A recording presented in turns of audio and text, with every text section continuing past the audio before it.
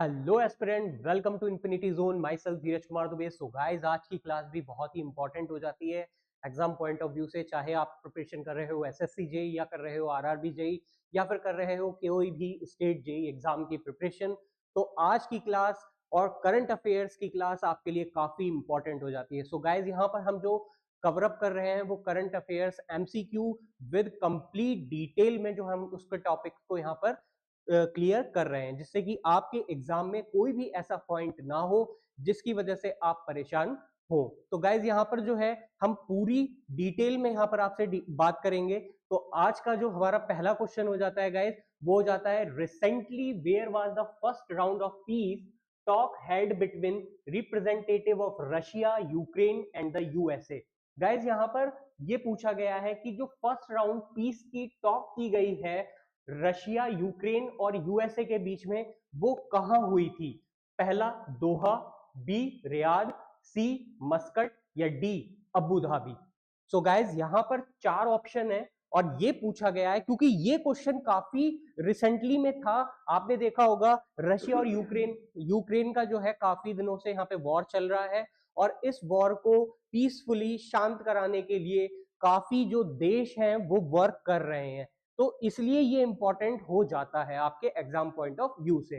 तो गाइज, इसका जो राइट आंसर है गाइज, वो हो जाता है अबू धाबी। तो ये जो मीटिंग कंडक्ट हुई थी गाइज, ये फर्स्ट राउंड पीस की, ये जो टॉक हुआ था, ये हुआ था अबू धाबी में। इसके बारे में डिटेल में जान लेते हैं गाइज, यहाँ पर एक्सप्लेन पूरा। The first round of peace talk between Russia, Ukraine and the United States was held in Abu Dhabi. ये अबू धाबी में हुई थी। Guys, United Arab Emirates UAE hosted the talk as a neutral mediator. यहाँ पर UAE ने यहाँ पर इस टॉक को होस्ट किया था गाइज, जो कि ये न्यूट्रल मेडिएटर का काम कर रहे थे। ये जो है आपस में समझौता कराने के लिए, जिससे कि शांति बरकरार हो सके, इन्होंने ये कदम उठाया। The objective was to initiative dialogue, reduce tension and explore peaceful solution to the Russia Ukraine conflict. जो गाइज, ये रशिया और यूक्रेन का जो कॉन्फ्लिक्ट चल रहा है, इस मीटिंग का जो ऑब्जेक्टिव था गाइज, वो ये था कि ये जो है, जो टेंशन चल रही है बहुत टाइम से, ये रिड्यूस हो जाए, और ये जो एक्सप्लोर पीसफुल सॉल्यूशन, इसका कोई ना कोई सॉल्यूशन इजिली शांति से निकल जाए। इसलिए ये जो है टॉक जो है, पीसफुल टॉक जो है कंडक्ट कराई गई थी। गाइज, यहाँ पर नेक्स्ट पॉइंट की बात करूं, the UAE has recently emerged as an important diplomatic hub in global conflict resolution. Guys, यहाँ पर जो यूएई है, उसने इमर्जेंट एक इंपॉर्टेंट रोल परफॉर्म किया है डिप्लोमेटिक हब का, ग्लोबल कॉन्फ्लिक्ट रिसोल्यूशन का, जिससे इसका कोई ना कोई सॉल्यूशन निकल सके। तो ये काफी इंपॉर्टेंट हो जाता है एग्जाम पॉइंट ऑफ व्यू से कि ये जो रशिया यूक्रेन की जो कॉन्फ्लिक्ट थी, वो पीसफुल टॉक जो हुई है फर्स्ट राउंड की, वो कहां हुई थी। तो गाइज, ये अबू धाबी में हेल्ड हुई है, और ये कराने वाला यूएई यहाँ पर हो जाता है। गाइज, मैं बात करूं अगर इसकी, ये न्यूट्रल कंट्री है, स्ट्रॉन्ग डिप्लोमेटिक इसके रिलेशन हो जाते हैं, जो कि रशिया, यूक्रेन और यूएसए से इससे अच्छे स्ट्रॉन्ग डिप्लोमेटिक रिलेशंस हैं। Known for hosting international peace negotiation, इसने पूरे इंटरनेशनल पीस नेगोशिएशन का काम भी किया है। तो गाइज, यहाँ पर भी ये काफी इंपॉर्टेंट हो जाता है कि यूएई को होस्टिंग इंटरनेशनल पीस नेगोशिएशन भी जाना जाता है। तो गाइज, ये काफी इंपॉर्टेंट है, आप इन सभी पॉइंटों को अपनी नोटबुक में नोट डाउन कर सकते हैं, क्योंकि गाइज इसी तरीके के क्वेश्चन आपको एग्जाम में देखने को मिलेंगे। क्योंकि गाइज, एसएससी जो है वो करंट अफेयर्स के साथ स्टैटिक जीके को कनेक्ट करके ही क्वेश्चंस को पूछता है। तो ये आपके लिए काफी इंपॉर्टेंट है, और ये जो पीडीएफ है आपके डिस्क्रिप्शन बॉक्स में आपको मिल जाएगी, वहां पे भी जाकर के आप इसे गो थ्रू कर सकते हैं। नेक्स्ट क्वेश्चन की बात करूं गाइस, तो यहाँ पर नेक्स्ट क्वेश्चन हमारा जो है वो हो जाता है, which republic day will be celebrated in the year 2026।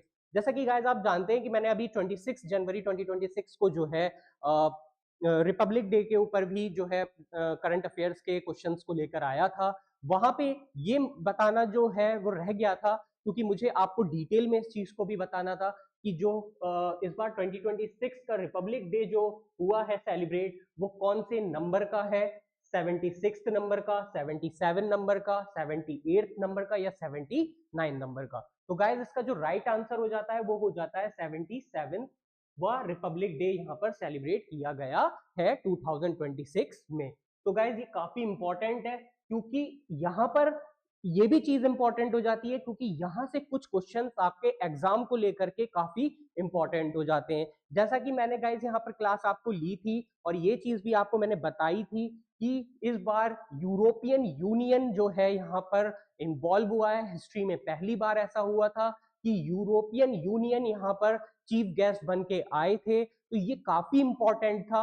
और भी कुछ ऐसे पॉइंट्स थे जो रह गए थे, लेकिन हमें जो इन्फिनिटी जोन का ये टारगेट है कि आपका कोई भी ऐसा क्वेश्चन एसएससी हो या आरआरबी हो या कोई भी ऐसा एग्जाम हो जो वहां पे रह ना जाए, तो यहां से ऐसा पढ़ाया जाए कि आपके हर एक क्वेश्चन आपको ऐसा लगे कि ये तो मैंने इन्फिनिटी जोन में धीरज सर द्वारा पढ़ा था। तो गाइज ये काफी इंपॉर्टेंट है। तो हम इसके बारे में डिटेल में जान लेते हैं कि गाइज जो ये रिपब्लिक डे 2026 कंडक्ट हुआ था गाइज, वो दिन था मंडे और डेट हो जाती है 26 जनवरी 2026। तो काफी इंपॉर्टेंट है। इस बार गाइज एक ये भी इंपॉर्टेंट बात हो जाती है कि इस बार इसकी थीम क्या थी। ये भी क्वेश्चन आपके एग्जाम पॉइंट ऑफ व्यू से इंपॉर्टेंट है कि रिपब्लिक डे 2026 की इस बार जो थीम थी वो क्या थी। तो गाइज इसकी जो थीम थी वो थी 150 इयर्स ऑफ वंदे मातरम, क्योंकि गाइज 150 साल पूरे हो चुके हैं वंदे मातरम को। तो ये भी यहां पर काफी इंपॉर्टेंट हो जाता है। चीफ गेस्ट की बात करूं गाइज, तो चीफ गेस्ट थे इसके president of the European council Antonio Costa and president of the European commission Ursula von der Leyen. तो ये भी काफी इंपॉर्टेंट है, जो कि मैं आपसे ये डिस्कशन अपनी प्रीवियस वीडियो में कर चुका हूं। गाइस अगर मैं इसमें और भी डिटेल में जाऊं तो यहां पर अ टोटल ऑफ 30 टैब्लुएक्स, मतलब 30 झांकियां दिखाई गई थी गाइस इसमें, जिसमें 17 जो झांकियां थी वो स्टेट की थी और यूनियन टेरिटरीज की थी और 13 जो थी वो मिनिस्ट्रीज से थी। ये भी काफी इंपॉर्टेंट हो जाता है। वो ये भी क्वेश्चन पूछा जा सकता है कि रिपब्लिक डे में इस बार कितनी झांकियों को शो किया गया। तो इस बार 30 झांकियों को यहाँ पर शो किया गया है गाइज। यहाँ पर ये भी काफी इंपॉर्टेंट है। और 13 जो है इसमें मिनिस्ट्रीज को, यहाँ पर मिनिस्ट्रीज की जो झांकियां हैं वो भी शो की गई हैं।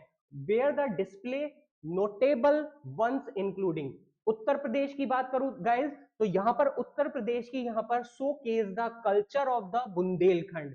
यहाँ पर बुंदेलखंड की जो कल्चर है उसको, यहाँ बुंदेलखंड की संस्कृति को प्रदर्शित किया गया है यहाँ पर उत्तर प्रदेश द्वारा। तो ये भी काफी इंपॉर्टेंट हो जाता है। केरला की बात करूं गाइस तो केरला ने यहाँ पर हाईलाइट किया है अपना वाटर मेट्रो इन 100% डिजिटल लिटरेसी। यहाँ पर इन्होंने ये अपनी झांकी में हाईलाइट किया था। नेक्स्ट पॉइंट की बात करूं गाइस तो असम, असम ने यहाँ पर डिस्प्ले किया था टेराकोटा क्राफ्ट विलेज को, जो कि कहाँ है, Ashari Kandi. Ashari Kandi terracotta craft village को यहाँ पर इन्होंने शो किया था अपनी झांकी में। वेटरेनस टैबलन, a special tribute featuring the Amar Jawan Jyoti and model of historical war machines like the T-55 tank and MiG-21।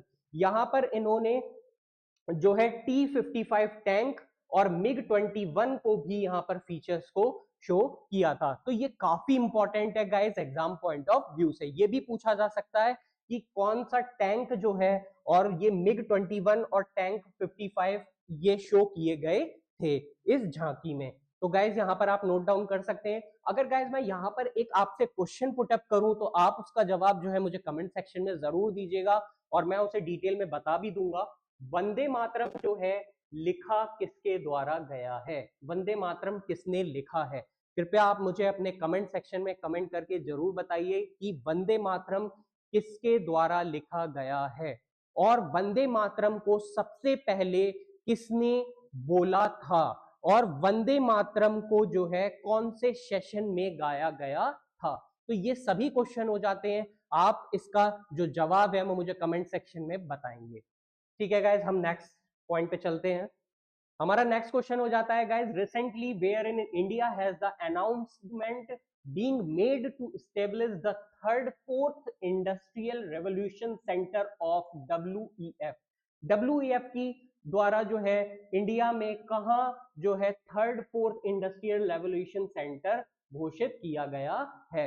Option A है उत्तर प्रदेश, ऑप्शन बी है आंध्र प्रदेश, ऑप्शन सी है केरला, या ऑप्शन डी है उड़ीसा। तो गाइज इसका जो राइट आंसर है वो हो जाता है आंध्र प्रदेश। आंध्र प्रदेश में जो है third fourth industrial revolution centre को अनाउंस किया गया है जो वर्ल्ड इकोनॉमिक फोरम की तरफ से। तो ये काफी इंपॉर्टेंट है गाइज, इसके बारे में हम डिटेल में जान लेते हैं क्योंकि यहां से भी क्वेश्चन पूछे जा सकते हैं। तो गाइज यहाँ पर अगर मैं बात करूं तो the third centre, this is a new centre in Andhra Pradesh. ये नया सेंटर बनाया गया है कहां पे? आंध्र प्रदेश में। Will be the third centre of the fourth industrial revolution. क्या नाम है इसका? C4IR in India. तो गाइस जैसा आप ये भी ध्यान रखेंगे कि इसे C4IR के नाम से भी जाना जाता है, इसकी जो शॉर्ट फॉर्म है। प्रीवियस सेंटर गाइस इसके कहां कहां थे? न्यू थर्ड सेंटर कहां बना? आंध्र प्रदेश। प्रीवियस सेंटर कहां थे? The first two centre in India, India में ही थे, located in Mumbai Maharashtra and Hyderabad. इसका मतलब पहला वाला जो था वो मुंबई महाराष्ट्र में है और सेकंड जो है इसका गाइस वो है हैदराबाद तेलंगाना में। तो काफी इंपॉर्टेंट है, आप इसे भी नोट डाउन कर लेंगे कि जो है centre for the fourth industrial revolution कहाँ? आंध्र प्रदेश में। और इंडस्ट्रियल रेवोल्यूशन जो है प्रीवियस सेंटर कहाँ कहाँ थे? तो मुंबई महाराष्ट्र और हैदराबाद तेलंगाना। ये काफी इंपॉर्टेंट हो जाता है। नेक्स्ट की बात करूं तो इसका फोकस एरिया क्या है guys? Andhra Pradesh centre will be specifically focus in energy and cyber resilience. तो ये काफी इंपॉर्टेंट है, इन्होंने फोकस किया है आंध्र प्रदेश के सेंटर बनाने का क्योंकि एनर्जी एंड साइबर रेजिलेंस में इन्हें फोकस करना है और इंडस्ट्रियल एनर्जी ट्रांजिशन में इन्हें वर्क करना है। तो ये काफी इंपॉर्टेंट हो जाता है। अनाउंसमेंट कंटेंट की बात करूं गाइस तो यहां पर the agreement was formally announced during the world economic forum के द्वारा annually meeting in the Davos in January 2026। ये हर साल होती है और ये एग्रीमेंट जो है यहाँ पर अनाउंस किया गया है। तो काफी इंपॉर्टेंट है गाइज, आप इसे नोट डाउन कर लीजिए क्योंकि ये क्वेश्चंस जो है आपको एग्जाम में देखने को मिल सकते हैं। नेक्स्ट क्वेश्चन की बात करूं गाइज तो recently who has received the Subhash Chandra Bose national disaster management award 2026 in the institutional category. जो ये Subhash Chandra Bose national disaster management award 2026 है, इन द इंस्टीट्यूशनल कैटेगरी में किसे रिसीव्ड हुआ है? गुजरात को, उत्तराखंड को, सिक्किम को या केरल को? तो गाइज आप इसका मुझे जो है राइट आंसर यहाँ बताएंगे कि इसका जो है राइट आंसर क्या हो जाता है। तो गाइज यहाँ पर रिसेंटली जो ये रिसीव्ड हुआ है Subhash Chandra Bose national disaster management award, वो हुआ है गाइज यहाँ पर सिक्किम को। तो ये काफी इंपॉर्टेंट है, ये क्वेश्चन जो है आपसे डायरेक्टली पूछा जा सकता है एग्जाम में। इसके बारे में डिटेल में जानेंगे गाइस। ये देखिए विनर इंस्टीट्यूशनल कैटेगरी में मिला है ये the Sikkim state disaster management authority SSDMA को मिला है ये रिसीव्ड द सुभाष चंद्र बोस आपदा प्रबंधन पुरस्कार 2026। तो काफी इंपॉर्टेंट है गाइस, आप इसे नोट डाउन कर लेंगे क्योंकि एग्जाम पॉइंट ऑफ व्यू से ये काफी इंपॉर्टेंट हो जाता है। नेक्स्ट पॉइंट की बात करूं तो विनर इंडिविजुअली कैटेगरी में किसे मिला है गाइस? ये लेफ्टिनेंट कर्नल सीता अशोक शैलके, जो कि मैंने आपसे इसकी प्रीवियस वीडियो में डिस्कशन किया था। वहां पे ये पूछा गया था कि इसे इंडिविजुअल कैटेगरी में किसे मिला है, जो इसे लीडर कर रही थी, तो वो मिला है guys lieutenant colonel Sita Ashok Shelke को। Was honoured in the individual category for her leadership during the 2024 Wayanad landslide rescue operation, जो कि मिला किसके लिए था? 2024 में गाइस जब वायनाड लैंडस्लाइड रेस्क्यू ऑपरेशन में इन्हें ये अवार्ड मिला था। नेक्स्ट पॉइंट की बात करूं guys, the Sikkim state disaster management authority was recognised for establishing a robust community. Robust community को फोकस्ड डिजास्टर मैनेजमेंट मॉडल किया गया है। की अचीवमेंट इंक्लूड्स क्या क्या है?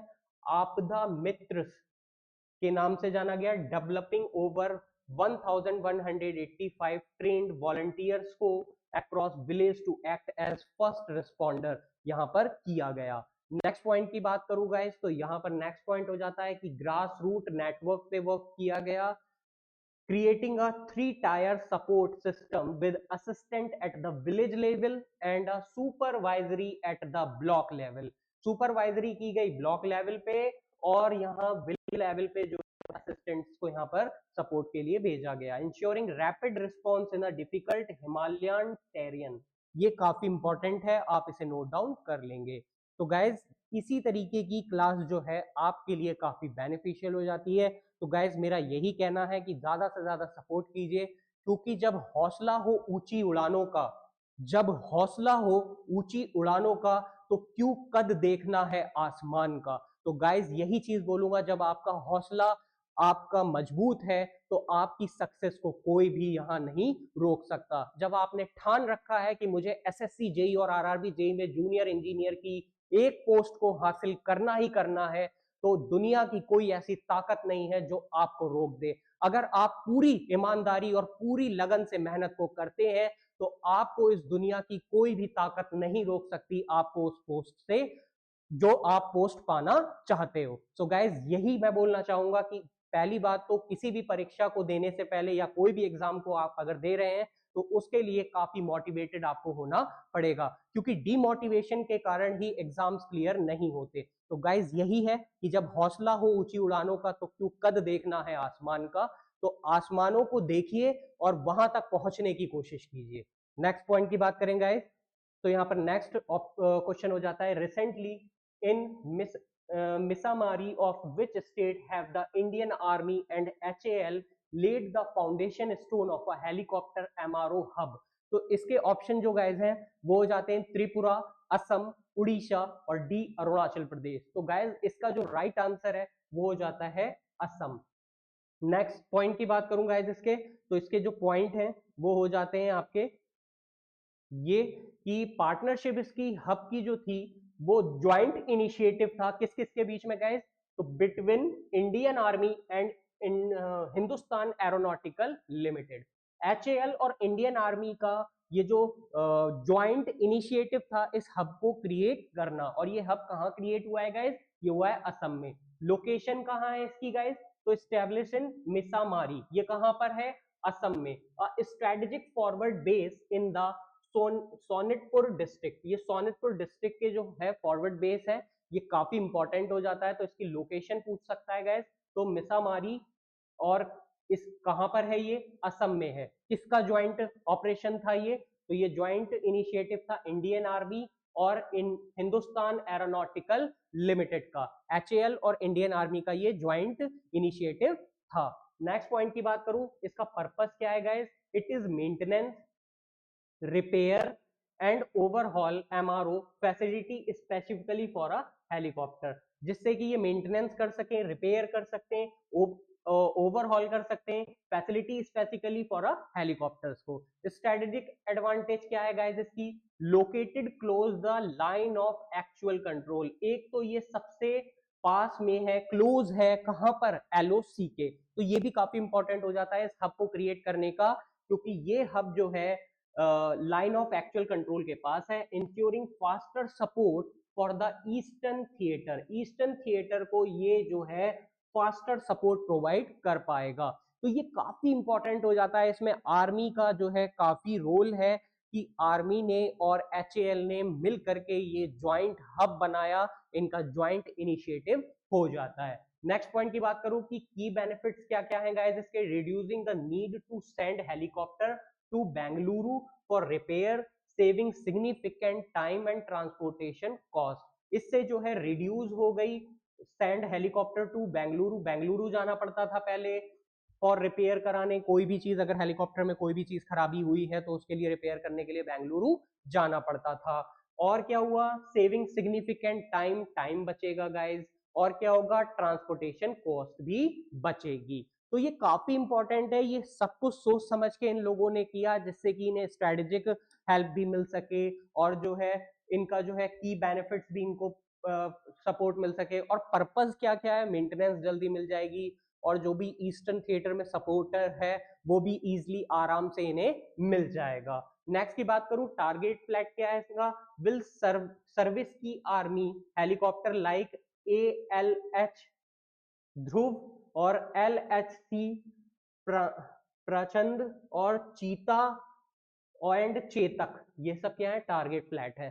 सिग्निफिकेंस की बात करूं, boost the operation readiness and combat capability of army aviation in the north east. North east में आर्मी एविएशन की कैपेबिलिटी को इंक्रीज करना, तो ये भी काफी इंपॉर्टेंट हो जाता है। नेक्स्ट पॉइंट की बात करूं गाइस, तो नेक्स्ट क्वेश्चन हमारा है यहाँ पर 6th, recently when was international education day 2026 celebrate. Guys यहाँ पर इंटरनेशनल एजुकेशन डे को कब सेलिब्रेट किया जाता है, तो ये क्वेश्चन है। ऑप्शन ए है 22 जनवरी, 23 जनवरी एंड 24 जनवरी एंड 25 जनवरी। तो गाइज जैसा कि आप जानते हैं कि 23 जनवरी को हम क्या मनाते हैं, पराक्रम दिवस मनाते हैं, और जो 26 जनवरी को हम क्या मनाते हैं, 24 जनवरी को हम क्या मनाते हैं, 24 जनवरी को मनाते हैं गाइस हम इंटरनेशनल एजुकेशनल डे। तो ये काफी इंपॉर्टेंट हो जाता है गाइस। नेक्स्ट पॉइंट की बात करूं गाइस, यहाँ पर इसके डिटेल में हम जान लेते हैं। Celebration day, it is observe globally on January 24 every year to highlight the role of education in bringing peace and sustainable development। ये एजुकेशन को जो है प्रमोट कर रहा है गाइस। तो 24 जनवरी को जो है हम ग्लोबली इंटरनेशनली हम एजुकेशनल डे को मनाते हैं। इसकी थीम क्या थी 2026 की guys, the specific theme this year was the power of youth in को क्रिएटिंग एजुकेशन। तो ये काफी इंपॉर्टेंट है, आप इसे नोट डाउन करेंगे कि 2026 की इंटरनेशनल एजुकेशन डे की जो थीम थी वो क्या हो जाती है, क्योंकि इसी तरीके का क्वेश्चन आपको एग्जाम पॉइंट ऑफ व्यू से इंपॉर्टेंट हो जाता है कि 2026 की इंटरनेशनल एजुकेशन डे की थीम क्या थी, तो थी the power of youth in को क्रिएटिंग एजुकेशन। आप इसे नोट डाउन करेंगे। This highlight that student should not just be a learner but also partner in the deciding how education system work। तो ये काफी इंपॉर्टेंट है। फोकस ऑन यूथ, यूथ का focus क्या है, since more than half of the world population is under 30, this year focus was on giving young people a strong voice in making education policies and laws। तो ये भी काफी important है। Global event क्या है guys इसका, the maintain celebration was lead by UNESCO. UNESCO जो है इसको मेन सेलिब्रेशन ग्लोबली इवेंट इसका होता है in Paris France on 23 January 2026 में हुआ है, where student leads a policy maker gathered to a launch tools for better youth participation. Sustainable development goal क्या है गाइस इसका, एसडीजी में भी इसका यूज है। This day support STG 4 which aims to ensure inclusive and equitable quality education for everyone by 2030। 2030 तक जो है हमें इक्विटेबल क्वालिटी एजुकेशन मिले, ये सस्टेनेबल डेवलपमेंट का गोल हो जाता है। इंपॉर्टेंट डिस्टिंक्शन क्या है गाइस इसका, remember that this is a different from national education day in India which is celebrated on November 11 नवंबर को जो है यहाँ पर नेशनल एजुकेशन डे मनाया जाता है इंडिया में। द बर्थ एनिवर्सरी ऑफ मौलाना अब्दुल कलाम आजाद जी का जो है बर्थ सेरेमनी होती है उस दिन 11 नवंबर को। तो ये भी काफी इंपॉर्टेंट हो जाता है कि इंटरनेशनल आपको पता चल गया कब होता है, इंटरनेशनल एजुकेशन डे गाइस होता है 24 जनवरी। और अगर पूछा जाए कि नेशनल एजुकेशन डे कब मनाया जाता है इन इंडिया, तो नेशनल एजुकेशन डे जो मनाया जाता है गाइस वो मनाया जाता है 11 नवंबर। किसके उपलक्ष्य में मनाया जाता है, तो बर्थ एनिवर्सरी होती है किसकी, मौलाना अबुल कलाम आजाद जी की। तो ये काफी इंपॉर्टेंट हो जाता है, तो आप इसे भी नोट डाउन कर लेंगे। नेक्स्ट पॉइंट की बात करूं गाइस, तो यहां पर नेक्स्ट क्वेश्चन हो जाता है गाइस हमारा, recently in place of which country team has ICC included Scotland in Group C of the T20 World Cup। Recently ऐसी कौन सी प्लेस ऑफ कंट्री टीम है has ICC included Scotland in group C of T20 world cup. Option हो जाता है guys Bangladesh, option B हो जाता है पाकिस्तान, ऑप्शन सी हो जाता है अफगानिस्तान और ऑप्शन डी हो जाता है नेपाल। तो गाइज इसका जो आंसर है वो है बांग्लादेश। तो ये काफी इंपॉर्टेंट है, आप इसे भी नोट डाउन कर लेंगे। नेक्स्ट इसके बारे में डिटेल में जान लेते हैं guys. Replace the international cricket council, ICC की फुल फॉर्म आप लिख लेंगे इंटरनेशनल क्रिकेट काउंसिल, अनाउंस किया गया है that Scotland has officially replace Bangladesh in the T20 world cup 2026। तो गाइज यहाँ पर रिप्लेस किसे किया गया है, बांग्लादेश को T20 वर्ल्ड कप 2026 में।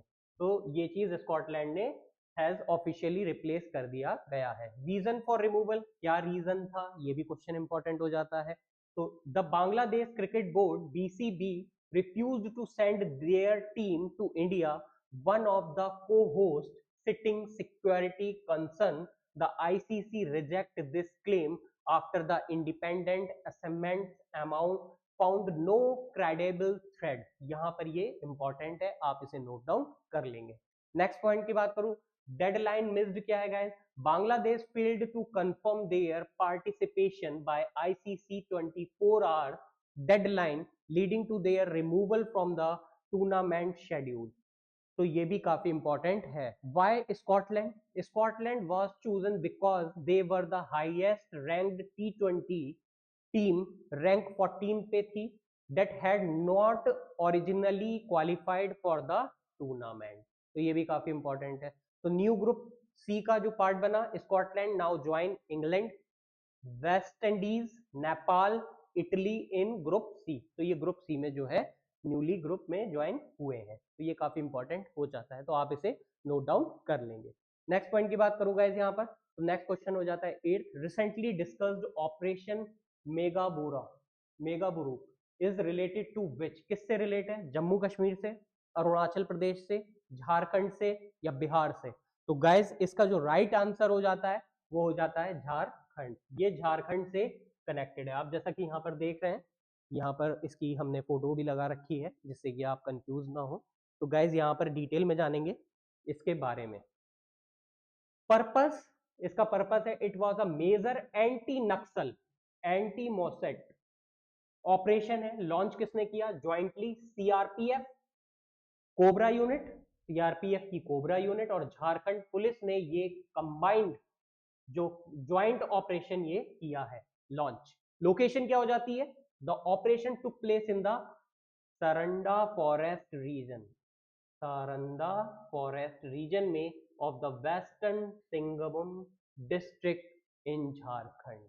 तो ये भी काफी इंपॉर्टेंट है, आप इसे नोट डाउन कर लेंगे।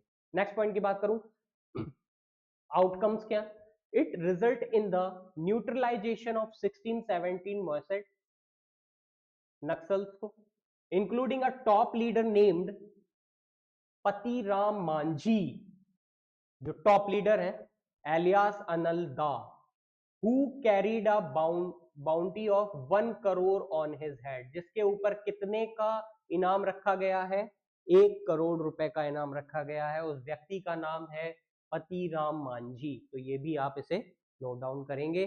सिग्निफिकेंस क्या है, it is consider one of the biggest and most successful anti Maoist operation, anti Maoist operation का ये सबसे biggest and most successful anti Maoist operation हो जाता है इन द हिस्ट्री, पूरे हिस्ट्री में झारखंड के। ठीक है guys, significantly damage the Naxal infrastructure in the state, जिसने पूरे नक्सलवाद की बुनियाद तक को हिला के रख दिया। ये इतना तगड़ा और इतना बेहतरीन ऑपरेशन था सीआरपीएफ के कोबरा यूनिट और झारखंड पुलिस का।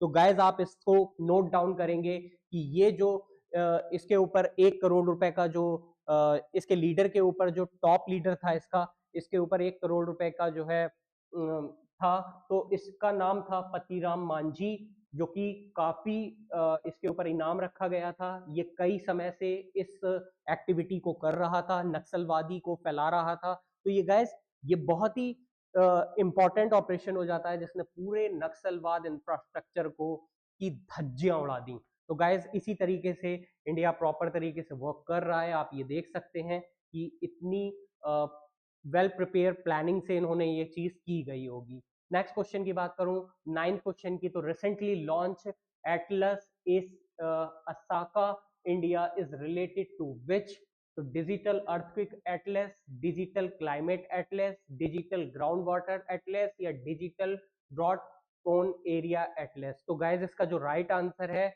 वो है क्लाइमेट एटलस। तो ये काफी इंपॉर्टेंट हो जाता है, आप इसे भी नोट डाउन कर लेंगे। सो गाइज यहाँ पे जो है ये चीज डॉक्टर एमएल जाट द्वारा बताई गई और इसके बारे में हम डिटेल में जानेंगे कि ये कैसा है। फुल फॉर्म क्या है?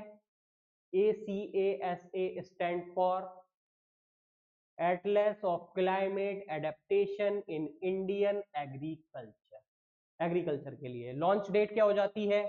23 जनवरी 2026 इसको लॉन्च किया गया। किसे? ACASA को। तो ये काफी इंपॉर्टेंट है। लॉन्च्ड बाय किसके द्वारा? It is a joint initiative, ये भी एक ज्वाइंट इनिशिएटिव था, Indian council of agriculture research ICAR and the Borlaug institute for south Asia. तो ये भी इंपॉर्टेंट हो जाता है कि ACASA को किसने लॉन्च किया। तो गाइज इसे लॉन्च किया, ज्वाइंट इनिशिएटिव था ICAR का और BISA का। तो आप इसे भी नोट डाउन कर लेंगे, एग्जाम पॉइंट ऑफ व्यू से काफी इंपॉर्टेंट हो जाता है। पर्पस क्या था? It is a web enabled digital platform design to help farmer and policy maker plan for climate risk. तो ये बता सके, it map a climate hazards, vulnerabilities, adaptation of options and a granular level down to the village of the district level to support climate resilience agriculture। तो ये काफी important है, आप इसे नोट डाउन करेंगे कि वेब एनेबल्ड डिजिटल प्लेटफॉर्म था क्योंकि डिजाइन किया गया था किसके लिए? फार्मर्स के लिए, जिससे वो पॉलिसी मेकर प्लान्स जो हैं और क्लाइमेट रिस्क को पहचान सके, जान सकें। ये सारे काफी इंपॉर्टेंट हो जाता है। कब लॉन्च हुआ था? 23 जनवरी 2026 में हुआ था। किसका ज्वाइंट इनिशिएटिव था? तो ICAR का और BISA का ये ज्वाइंट ऑपरेशन, ज्वाइंट इनिशिएटिव था। तो ये काफी इंपॉर्टेंट हो जाता है। तो नेक्स्ट पॉइंट की बात करें हम, नेक्स्ट क्वेश्चन जो है हमारा, तो नेक्स्ट क्वेश्चन है गाइस यहाँ पर, recently which person has been posthumously awarded the Padma Vibhushan, या पद्म विभूषण अवार्ड जो है ये किसे मिला है गाइस? ये असरानी, सतीश शाह, धर्मेंद्र सिंह देवल या ओडर। तो गाइज यहाँ पर जो राइट ऑप्शन हो जाता है वो हो जाता है धर्मेंद्र सिंह देवल, इसका राइट आंसर है। तो आप इसे नोट डाउन कर लेंगे। गाइज अगर मैं बात करूं तो सेकंड हाईएस्ट सिविलियन अवार्ड है ये इंडिया का। तो ये भी काफी इंपॉर्टेंट हो जाता है कि पद्म विभूषण जो अवार्ड है वो इंडिया का सेकंड हाईएस्ट सिविलियन अवार्ड है। और गाइज आप मुझे कमेंट सेक्शन में ये बताएंगे कि इंडिया का फर्स्ट अवार्ड कौन सा है। तो ये भी आप मुझे कमेंट सेक्शन में बताएंगे कि इंडिया का फर्स्ट हाईएस्ट सिविलियन अवार्ड कौन सा हो जाता है। तो गाइज इसे भी नोट डाउन आप कर लेंगे। नेक्स्ट पॉइंट की बात कर रहा हूं, तो रिसिपिएंट क्या है इसका? Veteran actor Dharmendra Singh Deol, spelled as a Deval in the option, was announced as the posthumous recipient of the award on the eve of the 77th Republic Day 25 जनवरी 2026। तो ये काफी इंपॉर्टेंट है, आप इसे नोट डाउन करेंगे। फील्ड किसमें? He has honoured for his contribution to art, contribution to art में इन्हें किया गया था। अगर मैं बात करूं अदर ऑप्शंस की, तो सतीश शाह जो हैं he was also honored posthumously in the same year 2026 but received the Padma Shri, इन्हें पद्म श्री मिला, नॉट द पद्म विभूषण। तो ये भी ध्यान रखेंगे आप, ये भी आप गो थ्रू कर सकते हैं क्योंकि एग्जाम पॉइंट ऑफ व्यू से ये दोनों पॉइंट भी इंपॉर्टेंट हो जाते हैं। लेकिन जो यहाँ पर ऑप्शन था धर्मेंद्र सिंह देवाल, तो इन्हें जो मिला था गाइस वो क्या मिला है? पद्म विभूषण अवार्ड मिला है, जो कि इंडिया का सेकंड हाईएस्ट सिविलियन अवार्ड हो जाता है। तो गाइस मैं यही चीज बोलूंगा कि आप जो है इस क्लासेस को बहुत ही अच्छी तरीके से देखें और जो भी आपको नोट करना है आप उसे नोट डाउन कर लें, क्योंकि इसी तरीके के क्वेश्चंस को आरआरबी जेई, एसएससी जेई और जितने भी स्टेट जेई एग्जाम्स होते हैं उसमें डायरेक्टली पूछा जाता है। और ये आपको तभी याद रहेंगे जब आप क्लासेस को देखेंगे और उनके जो मेन पॉइंट्स हैं उन्हें बार बार गो थ्रू करेंगे। सो गाइज यही चीज बोलूंगा कि इन चीजों को नोट डाउन कीजिए और जो है अपनी प्रिपरेशन को और भी ज्यादा अच्छे से कीजिए, क्योंकि जब हौसला ऊंची उड़ानों का है तो आपको उसके लिए मेहनत और संघर्ष करना ही पड़ेगा। तो गाइज अगर आप गेट या एसएससी या ईएससी जैसे एग्जाम्स को भी प्रिपेयर कर रहे हैं तो आप जो है हमारे इन्फिनिटी जोन के एप्लीकेशन बैच को भी ज्वाइन कर सकते हैं, जो कि गाइज आपको मिल जाएंगे हमारे डिस्क्रिप्शन बॉक्स में। तो आप डिस्क्रिप्शन बॉक्स में जाकर के उनके लिंक्स को क्लिक करके वो बैचेस भी कर सकते हैं, जिससे आप गेट ईएससी जैसे एग्जाम्स को टारगेट जो कर रहे हैं आप वो भी आपको मिल जाए। सो गाइज नेक्स्ट इंफॉर्मेशन के साथ नेक्स्ट वीडियो में कनेक्ट होऊंगा आपके साथ अपने इन्फिनिटी जोन चैनल पर। लाइक कीजिए, ज्यादा से ज्यादा शेयर कीजिए और सब्सक्राइब करना बिल्कुल भी मत भूलिए। तब तक के लिए student, thank you so much guys, take care, stay tuned.